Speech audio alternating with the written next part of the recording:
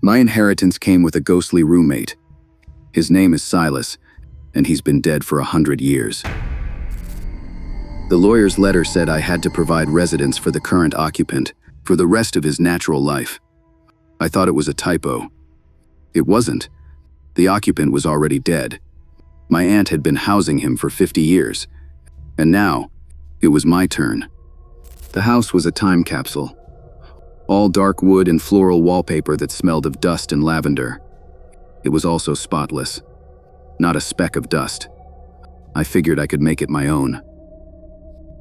The first night, I heard footsteps. Not the groans of an old house. These were distinct, deliberate. A slow, heavy tread pacing the hallway upstairs, right above my bedroom. I called out, "Hello?" My voice was a pathetic squeak. The footsteps stopped, right outside my door. Silence. Then, a single, soft scratch on the wood. The next day, I tried to rationalize it. Pipes, rats, my imagination. But then the notes started appearing. The first one was next to the coffee maker. It said, "The coffee is bitter. 2 sugars, no more." I'd used 1 sugar. The next note was on my pillow. "The west-facing window is drafty. See to it." That's when the anger cut through the fear. This is my house.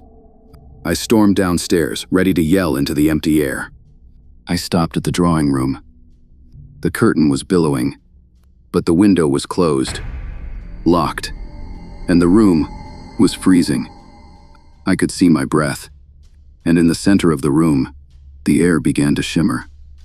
It condensed into the vague outline of a tall, thin man with a profound, ancient sense of displeasure. Then it was gone. I became a prisoner. I obeyed the notes. 2 sugars. Weather stripped the window.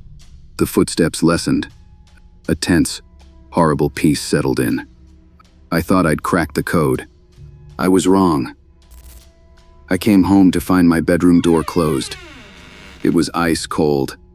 On my bed, laid out with terrifying care, was one of my suits, a tie perfectly knotted, my shoes polished. On the pillow was another note. "Your modern attire is unbecoming. You will represent this household with dignity. We have guests for dinner at 8. Do not be late." Panic shot through me. Guests? I heard it then. From downstairs, the faint clink of glassware, the murmur of voices, not one, several. I crept to the top of the stairs. Shadows moved in the dining room. Long, distorted shadows that didn't move right. Then the smell hit me. Old meat turned earth and something coppery. A voice, rasping and dry, slithered up the stairs. "He is late, Silas. Your heir lacks discipline." Another voice giggled. "Perhaps he needs encouragement." Then I heard him. Silas. His voice was the sound of rusted hinges. "He is learning. He will join us. He has no other choice." Then the footsteps started on the stairs, coming up, towards me. I could see each step depress, one by one, groaning under a weight that wasn't there. I scrambled back, slammed my door, jammed a chair under the knob. I was hyperventilating. The footsteps reached the top. They stopped. Silence. Then, a note slid under the door. "Your disobedience is noted. The guests are disappointed. They will not leave without a proper greeting. Open the door." Then the pounding started. A single thunderous boom against the door that made the wood splinter and the chair legs screech against the floorboards. But it wasn't just the door. A simultaneous wet crash exploded against the window to my right. The sound of a great weight slamming into the glass, making it bulge and crack into a spider web. I screamed, scrambling backward onto the bed. My heart a frantic caged animal beating against my ribs. The pounding wasn't rhythmic.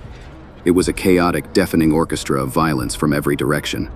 From the walls, a hollow, frantic banging as the floral wallpaper stretched and tore, as if fists were trying to punch through the plaster from the other side.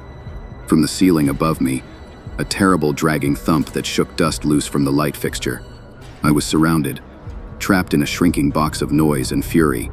The air itself grew thick and hard to breathe. and the temperature plummeted so fast my teeth clacked together. My panicked breaths plumed out in great white gusts, and a rime of frost spiderwebbed across the window pane over the cracks. I could feel them, a crowd of invisible, furious presences, all converging on me, their hatred a physical pressure crushing my chest.